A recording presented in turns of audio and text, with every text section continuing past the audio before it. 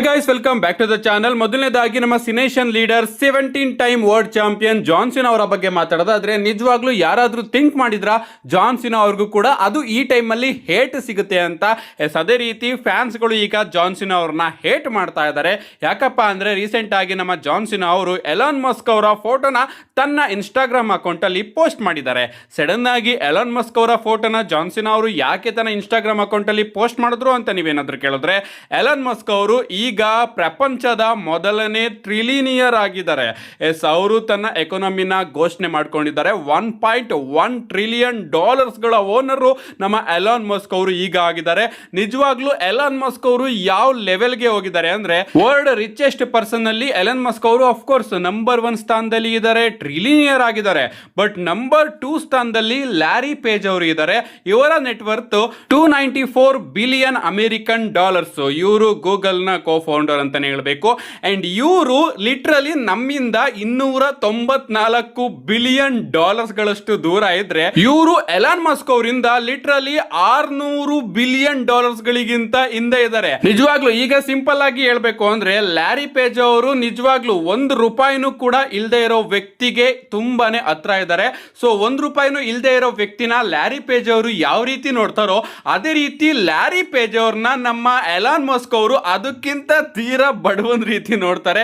ಯಾಕಂದ್ರೆ $1 ಕೂಡ ಇಲ್ಲದೆ ಇರತಕ್ಕಂತಹ ವ್ಯಕ್ತಿಯಿಂದ ಲ್ಯಾರಿ ಪೇಜ್ ಅವರು $294 ಬಿಲಿಯನ್ ಗಳಷ್ಟು ದೂರ ಇದ್ರೆ, ಎಲಾನ್ ಮಸ್ಕ್ ಇಂದ ನಮ್ಮ ಲ್ಯಾರಿ ಪೇಜ್ ಅವರು 600ಕ್ಕೂ ಜಾಸ್ತಿ ಬಿಲಿಯನ್ ಗಳು ಹಿಂದೆ ಇದ್ದಾರೆ ಅಂತ ಹೇಳ್ಬೇಕು. ಇದರಿಂದನೇ ಸ್ವಲ್ಪ ಥಿಂಕ್ ಮಾಡಿ ಎಲಾನ್ ಮಸ್ಕ್ ಅವರ ಲೆವೆಲ್ ಈಗ ಎಲ್ಲಿಗೆ ಹೋಗಿದೆ ಅಂತ ಹೇಳ್ಬೇಕು. ಲಿಟ್ರಲಿ ಗಾಯ್ಸ್, ವರ್ಲ್ಡ್ಸ್ ಫಸ್ಟ್ ಟ್ರಿಲಿನಿಯರ್ ಆಗಿದ್ದಾರೆ. ಇದರಿಂದನೇ ಗೊತ್ತಾಗುತ್ತೆ. ಅದನ್ನ ನಾವು ಊಹೆ ಕೂಡ ಮಾಡ್ಕೊಳ್ಳೋದಕ್ಕೆ ಆಗೋದಿಲ್ಲ. ಅಂಡ್ ಆ ಒಂದು ವಿಚಾರಕ್ಕೋಸ್ಕರ ನಮ್ಮ ಎಲಾನ್ ಮಸ್ಕ್ ಅವರ ಫೋಟೋನ ಜಾನ್ ಸಿನಾ ಅವರು ತನ್ನ ಇನ್ಸ್ಟಾಗ್ರಾಮ್ ಅಕೌಂಟ್ ಅಲ್ಲಿ ಪೋಸ್ಟ್ ಮಾಡಿದ್ದು ಫ್ಯಾನ್ಸ್ ಗಳು ಜಾನ್ ಸಿನಾ ಅವರಿಗೆ ಬೈತಾ ಇದ್ದಾರೆ. ಟ್ರಂಪ್ ಅವರಿಗೆ ಎಲಾನ್ ಮಸ್ಕ್ ಅವರು ಸಪೋರ್ಟ್ ಮಾಡಿದ್ರು ಎಲೆಕ್ಷನ್ ಟೈಮ್ ಅಲ್ಲಿ. ಅಂಡ್ ಅದರಿಂದ ನೀವು ಟ್ರಂಪ್ ಅವ್ರಿಗೂ ಕೂಡ ಫ್ರೆಂಡು, ಎಲಾನ್ ಮಸ್ಕ್ ಅವ್ರಿಗೂ ಕೂಡ ಫ್ರೆಂಡು, ಇವರು ಅಮೆರಿಕನ್ಸ್ ಗಳಿಗೆ ಅಷ್ಟೊಂದೇನು ಒಳ್ಳೇದ್ ಮಾಡ್ತಿಲ್ಲ ಹಾಗೆ ಹೀಗೆ ಅಂತ. ಅಫ್ಕೋರ್ಸ್ ನಿಮಗೆ ಗೊತ್ತಿರುತ್ತಲ್ಲ, 2 ಪಾರ್ಟೀಸ್ ಗಳಿರುತ್ತೆ. ಒಂದು ಪಾರ್ಟಿಯ ಜನ ಕಂಪ್ಲೀಟ್ ಆಗಿ ನಮ್ಮ ಜಾನ್ ಸಿನಾ ಅವ್ರನ್ನು ಕೂಡ ಈಗ ಹೇಟ್ ಮಾಡ್ತಾ ಇದ್ದಾರೆ. ಅದನ್ನೆಲ್ಲ ಬಿಟ್ರೆ ನಿಜವಾಗ್ಲೂ ಎಲಾನ್ ಮಸ್ಕ್ ಅವರು ಒಂದು ದೊಡ್ಡ ಸಾಧನೆ ಮಾಡಿದ್ದಾರೆ ಅಂತ ಹೇಳ್ಬೇಕು. ಇನ್ನ UFC ವೈಟ್ ಹೌಸ್ ಬಗ್ಗೆ ಮಾತಾಡೋದಾದ್ರೆ, ನಿಜವಾಗ್ಲೂ ಅಮೆರಿಕಾದ ವೈಟ್ ಹೌಸ್ ಎದುರುಗಡೆ ನಮಗೆ UFC ಒಂದು ಇವೆಂಟ್ ನೋಡೋದಕ್ಕೆ ಸಿಗ್ತಾ ಇದೆ. ಅಂಡ್ ಆ ಒಂದು ಇವೆಂಟ್ ಅಲ್ಲಿ ನಮ್ಮ ಟ್ರೈಬಲ್ ಚೀಫ್ ರೋಮನ್ ರೈನ್ಸ್ ಅವರು ಕೂಡ ಹೋಗಿದ್ದಾರೆ. ನೀವು ಇಲ್ಲಿ ನೋಡ್ತಾ ಇರಬಹುದು. ಅಷ್ಟೇ ಅಲ್ಲ, ಒಂದು ಅಪರೂಪದ ಫೋಟೋ ಕೂಡ ಹೊರಗಡೆ ಬಂದಿದೆ. ರೋಮನ್ ರೈನ್ಸ್ ಹಾಗೆ ಟ್ರಿಪಲ್ ಎಚ್ ಅವರ ಫೋಟೋ. ನಿಜವಾಗ್ಲೂ ಇದನ್ನ ನಾನು ಕಮ್ಮಿ ಎಕ್ಸ್ಪೆಕ್ಟ್ ಮಾಡ್ತಾ ಇದ್ದೆ. ಬಟ್ ಈಗ WWE ರೆಪ್ರೆಸೆಂಟೇಟಿವ್ ಆಗಿ ರೋಮನ್ ರೈನ್ಸ್ ಹಾಗೆ ಟ್ರಿಪಲ್ ಎಚ್ ಇಬ್ರು ಕೂಡ ಹೋಗಿದ್ದಾರೆ. ಸೊ ಅಲ್ಲಿ ರೋಮನ್ ರೈನ್ಸ್ ಹಾಗೆ ಟ್ರಿಪಲ್ ಎಚ್ ಅವರ ಫೋಟೋನ ನೀವು ಇಲ್ಲಿ ನೋಡ್ತಾ ಇರಬಹುದು. ಅಂಡ್ ಈಗಲೂ ಕೂಡ ನಾನು ಕೇಳ್ತೀನಿ, ಕೋಡಿ ರೋಡ್ಸ್ ಅವರೇ WWE ಕಂಪನಿಯ ಫೇಸ್ ಆಗಿದ್ರೆ ನಮ್ಮ ಟ್ರಿಪಲ್ ಎಚ್ ಅವರು ಕೋಡಿ ರೋಡ್ಸ್ ಅವ್ರನ್ನ ಕರ್ಕೊಂಡು ಹೋಗೋರು ಅಲ್ವಾ. ಸೊ ರೋಮನ್ ರೈನ್ಸ್ ಅವ್ರನ್ನ ಕರ್ಕೊಂಡು ಹೋಗ್ತಾ ಇರ್ಲಿಲ್ಲ. ಇನ್ನ ನಮ್ಮ ರಾಕ್ ಅವ್ರನ್ನು ಕೂಡ ಕರೆದಿದ್ರಂತೆ TKO ರೆಪ್ರೆಸೆಂಟೇಟಿವ್ ಆಗಿ ಹೋಗೋದಕ್ಕೆ. ಬಟ್ ನಮ್ಮ ರಾಕ್ ಅವರು ಇಲ್ಲ, ನಾನು ಬರೋದಿಲ್ಲ ಅಂತ ಹೇಳಿದ್ದಾರೆ. ಯಾಕೋ ಗೊತ್ತಿಲ್ಲ. ಒಟ್ನಲ್ಲಿ ಗಾಯ್ಸ್, UFC ಒಂದು ಇವೆಂಟ್ ವೈಟ್ ಹೌಸ್ ಮುಂದಗಡೆ ನೋಡೋದಕ್ಕೆ ಸಿಗ್ತಾ ಇದೆ. ನಿಜವಾಗ್ಲೂ ಎಷ್ಟು ಸೆಕ್ಯೂರಿಟಿ ಆ ಜಾಗದಲ್ಲಿ USA ಅವರು ಮಾಡಿರ್ತಾರೆ ಸ್ವಲ್ಪ ಥಿಂಕ್ ಮಾಡಿ. ಪ್ರೆಸಿಡೆಂಟ್ ಇರೋ ಜಾಗ, ಆ ಜಾಗದಲ್ಲಿ UFC ಒಂದು ಶೋನ ನಡೆಸಬೇಕು ಅಂದ್ರೆ ನಿಜವಾಗ್ಲೂ ಒಂದು ಗಟ್ಸ್ ಇರಲೇಬೇಕು ಖಂಡಿತವಾಗ್ಲೂ ಕೂಡ. ಅಂಡ್ ಅದನ್ನ ಈಗ UFC ಅವರು ಮಾಡ್ತಾ ಇದ್ದಾರೆ. ನೆಕ್ಸ್ಟ್ ಅಪ್ಡೇಟ್ ಕಡೆ ಬರೋದಾದ್ರೆ, ಇದಿರ್ತಕ್ಕಂಥದ್ದು ನಮ್ಮ ಅಮೆರಿಕನ್ ನೈಟ್ ಮೇರ್ ಕೋಡಿ ರೋಡ್ಸ್ ಅವರ ಬಗ್ಗೆ. ನಮ್ಮ ಕೋಡಿ ರೋಡ್ಸ್ ಅವರು WWE ಅನ್ಡಿಸ್ಪ್ಯೂಟೆಡ್ ಚಾಂಪಿಯನ್ಶಿಪ್ ನ ಗೆದ್ದು ಈಗ 100 ದಿನಗಳು ಕಂಪ್ಲೀಟ್ ಆಗಿದೆ. ಅಂಡ್ ಈ 100 ದಿನದಲ್ಲಿ ನಮ್ಮ ಕೋಡಿ ರೋಡ್ಸ್ ಅವರು ತನ್ನ ಚಾಂಪಿಯನ್ಶಿಪ್ ನ 2 ಬಾರಿ ಡಿಫೆಂಡ್ ಮಾಡಿದ್ದಾರೆ. ಮೊದಲನೇದಾಗಿ ಅವರು ರಸಲ್ ಮೀನಿಯಾದಲ್ಲಿ ರ್ಯಾಂಡಿ ಆರ್ಟನ್ ಅವರ ವಿರುದ್ಧ ಡಿಫೆಂಡ್ ಮಾಡಿದ್ರು. ಎರಡನೇದಾಗಿ ಕ್ಲಾಶ್ ಇನ್ ಇಟಲಿಯಲ್ಲಿ ಗಂತರ್ ಅವರ ವಿರುದ್ಧ ಡಿಫೆಂಡ್ ಮಾಡಿದ್ರು. ನಿಜವಾಗ್ಲೂ 100 ದಿನದಲ್ಲಿ ಕೇವಲ 2 ಬಾರಿ ನಮ್ಮ ಕೋಡಿ ರೋಡ್ಸ್ ಅವರು ಚಾಂಪಿಯನ್ಶಿಪ್ ನ ಡಿಫೆಂಡ್ ಮಾಡಿದ್ರೆ, ಆ ಕಡೆ ರೋಮನ್ ರೈನ್ಸ್ ಅವರು 50 ದಿನದಲ್ಲಿ 2 ಬಾರಿ ಡಿಫೆಂಡ್ ಮಾಡಿದ್ದಾರೆ. ಸೊ ಈಗ ಹೇಳ್ಬೇಕಾಗುತ್ತೆ, ಫೈಟಿಂಗ್ ಚಾಂಪಿಯನ್ ಯಾರು ಅಂತ ಸ್ವಲ್ಪ ಜನ ಕೋಡಿ ರೋಡ್ಸ್ ಅವ್ರನ್ನ ಸಪೋರ್ಟ್ ಮಾಡ್ತಾ ಇರ್ತಾರಲ್ಲ, ಅವ್ರಿಗೆ ನಾನು ಇದನ್ನ ಹೇಳ್ತಾ ಇದ್ದೀನಿ. ಇನ್ನು ನಮ್ಮ ಕೋಡಿ ರೋಡ್ಸ್ ಅವರ 3ನೇ WWE ಚಾಂಪಿಯನ್ಶಿಪ್ ರೈನು ಅಂತಾನೆ ಹೇಳ್ಬಹುದು ಇದನ್ನ. ಅಂಡ್ ನಿಜವಾಗ್ಲೂ ಗಾಯ್ಸ್, ಮೊದಲನೇ ಚಾಂಪಿಯನ್ಶಿಪ್ ರೈನ್ ನ ಬಿಟ್ರೆ ಇನ್ 2 ಬಾರಿನೂ ಕೂಡ ಸಿಕ್ಕಾಪಟ್ಟೆ ಬೋರಿಂಗ್ ಆಗಿತ್ತು ಅಂತ ಹೇಳೋದಕ್ಕೆ ಇಷ್ಟಪಡ್ತೀನಿ. ಅದರಲ್ಲೂ ಈಗ ನಡೀತಿರ್ತಕ್ಕಂತಹ ಚಾಂಪಿಯನ್ಶಿಪ್ ರೈನು ಸಿಕ್ಕಾಪಟ್ಟೆ ಬೋರಿಂಗ್ ಆಗ್ತಾ ಇದೆ. ನಾನಂತೂ ಕಾಯ್ತಾ ಕಾಯ್ತಾ ಇದ್ದೀನಿ ಯಾವಾಗ ನಮ್ಮ ಕೋಡಿ ರೋಡ್ಸ್ ಅವರ ಕೈಯಿಂದ ಚಾಂಪಿಯನ್ಶಿಪ್ ಹೋಗುತ್ತೆ ಅಂತ. ಅಂಡ್ ಕೆಲವೊಂದಷ್ಟು ಸಿನಾರಿಯಸ್ಗಳನ್ನು ಕೂಡ WWE ಅವರು ತಗೊಂಡು ಬರ್ಬೋದು. ಬೇಸಿಕಲಿ ಕೋಡಿ ರೋಡ್ಸ್ ಅವ್ರನ್ನ ಸೇವ್ ಮಾಡೋದಕ್ಕೆ ನಿಮ್ಮೆಲ್ಲರಿಗೂ ಕೂಡ ಗೊತ್ತೇ ಇರಬಹುದು, ಸ್ಮ್ಯಾಕ್ ಡೌನ್ ನಲ್ಲಿ ನಮಗೆ ಒಂದು ಬಿಗ್ಗೆಸ್ಟ್ ಚಾಂಪಿಯನ್ಶಿಪ್ ಮ್ಯಾಚ್ ನೋಡೋದಕ್ಕೆ ಸಿಗ್ತಾ ಇದೆ ಕೋಡಿ ರೋಡ್ಸ್ ಹಾಗೆ ಗಂತರ್ ಅವರ ನಡುವೆ. ಅಂಡ್ ಆ ಒಂದು ಮ್ಯಾಚ್ ಅಲ್ಲಿ ನಮ್ಮ ಸ್ಯಾಮಿ ಝೈನ್ ಅವರು ಸ್ಪೆಷಲ್ ಗೆಸ್ಟ್ ರೆಫ್ರಿ ಆಗಿ ನೋಡೋದಕ್ಕೆ ಸಿಗ್ತಾ ಇದ್ದಾರೆ. ಅಂಡ್ ಪ್ರಾಬಬ್ಲಿ WWE ಅವರು ಅಲ್ಲಿ ಚಾಂಪಿಯನ್ಶಿಪ್ ನ ಚೇಂಜ್ ಮಾಡಬಹುದು. ನಮ್ಮ ಗಂತರ್ ಅವರು ಅಲ್ಲಿ ಕೋಡಿ ರೋಡ್ಸ್ ಅವ್ರನ್ನ ಸೋಲಿಸಿ ಚಾಂಪಿಯನ್ ಆಗಬಹುದು, ಬಟ್ ಚಾನ್ಸಸ್ ಗಳು ತೀರಾ ಕಮ್ಮಿ ಇದೆ. ಅಂಡ್ WWE ಅವರು ಪ್ರಾಬಬ್ಲಿ ನೈಟ್ ಆಫ್ ಚಾಂಪಿಯನ್ಸ್ ಅಲ್ಲಿ ಒಂದು ಟ್ರಿಪಲ್ ಥ್ರೆಡ್ ಮ್ಯಾಚ್ ನ ಮಾಡ್ತಾರೆ ಅಂತ ಅನ್ಸುತ್ತೆ, ಗಂತರ್, ಸ್ಯಾಮಿ ಝೈನ್ ಹಾಗೆ ಕೋಡಿ ರೋಡ್ಸ್ ಅವರ ನಡುವೆ. ಸೊ WWE ಅವರೇನಾದ್ರೂ ಕೋಡಿ ರೋಡ್ಸ್ ಅವರ ಕೈಯಿಂದ ಚಾಂಪಿಯನ್ಶಿಪ್ ನ ತಗೋಬೇಕು, ಅವ್ರನ್ನ ವೀಕ್ ಆಗಿ ತೋರಿಸಬಾರ್ದು ಅಂತ ಅನ್ಕೊಂಡ್ರೆ ಆ ಒಂದು ಟ್ರಿಪಲ್ ಥ್ರೆಡ್ ಮ್ಯಾಚ್ ಅಲ್ಲಿ ನಮ್ಮ ಕೋಡಿ ರೋಡ್ಸ್ ಅವರು ತನ್ನ ಚಾಂಪಿಯನ್ಶಿಪ್ ನ ಸೋಲೋ ಚಾನ್ಸಸ್ ಜಾಸ್ತಿ ಕಾಣಿಸ್ತಾ ಇದೆ.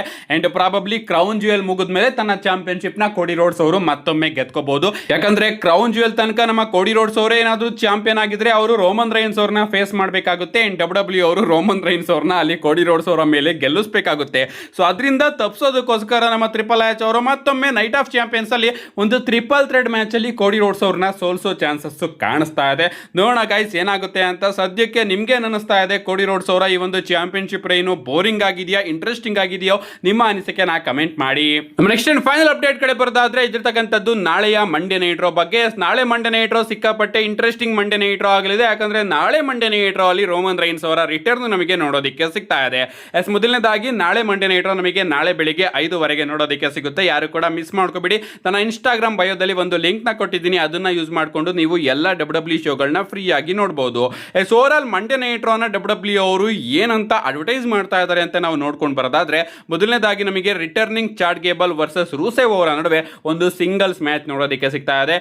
ಮಾಸ್ಕ್ ವರ್ಸಸ್ ಮಾಸ್ಕ್ ಮ್ಯಾಚ್ ಆದ್ಮೇಲೆ ಮಂಡೇ ನೈಟ್ ರೋ ಆಗಿ ನಮ್ಮ ಚಾರ್ಟ್ ಗೇಬಲ್ ಅವರು ಒಂದು ಮ್ಯಾಚ್ ಆಡೋದಕ್ಕೆ ರಿಟರ್ನ್ ಆಗ್ತಾ ಇದ್ದಾರೆ. ಅದು ಕೂಡ USA ಅಲ್ಲಿ. ನೋಡಬೇಕು ಚಾರ್ಟ್ ಗೇಬಲ್ ಅವರಿಗೆ ಯಾವ ರೀತಿ ರಿಯಾಕ್ಷನ್ ಕೊಡುತ್ತಾರೆ USA ಜನಗಳು ಅಂತ. ಇದಾದ್ಮೇಲೆ ನಮಗೆ ಇಯೋಸ್ಕೈ ಹಾಗೆ ರೊಕೈಲ್ ಅವರ ನಡುವೆ ಕ್ವೀನ್ ಆಫ್ ದ ರಿಂಗ್ ನ ಸೆಮಿಫೈನಲ್ಸ್ ಮ್ಯಾಚ್ ನೋಡೋದಕ್ಕೆ ಸಿಗ್ತಾ ಇದೆ. ನೋಡಬೇಕು ಯಾರು ಈ ಒಂದು ಮ್ಯಾಚ್ ಅಲ್ಲಿ ಗೆದ್ದು ಫೈನಲ್ಸ್ ಗೆ ಹೋಗ್ತಾರೆ ಅಂತ. ಇದಾದ್ಮೇಲೆ ನಮಗೆ ಒಬಾಫೆಮಿ ಹಾಗೆ ಡೊಮಿನಿಕ್ ಮಿಸ್ಟೀರಿಯೋ ಅವರ ನಡುವೆ ಕಿಂಗ್ ಆಫ್ ದ ರಿಂಗ್ ನ ಸೆಮಿಫೈನಲ್ಸ್ ಮ್ಯಾಚ್ ನೋಡೋದಕ್ಕೆ ಸಿಗ್ತಾ ಇದೆ. ನೋಡಬೇಕು ಗಾಯ್ಸ್ ಈ ಒಂದು ಮ್ಯಾಚ್ ಅಲ್ಲಿ ಏನಾಗುತ್ತೆ ಅಂತ. ಈ ಒಂದು ಮ್ಯಾಚ್ ಅಲ್ಲಿ ನಮಗೆ 2 ಸಿನಾರಿಯೋ ನೋಡೋದಕ್ಕೆ ಸಿಗುತ್ತೆ.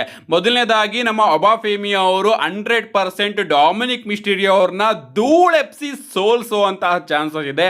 ಎರಡನೇದಾಗಿ ನಮ್ಮ ಬೀಸ್ಟ್ ಬ್ರಾಕ್ ಲೆಸ್ನರ್ ಅವರ ರಿಟರ್ನ್ ನಮಗೆ ನಾಳೆ ಮಂಡೇ ನೈಟ್ ರೋ ಅಲ್ಲಿ ನೋಡೋದಕ್ಕೆ ಸಿಗಬಹುದು.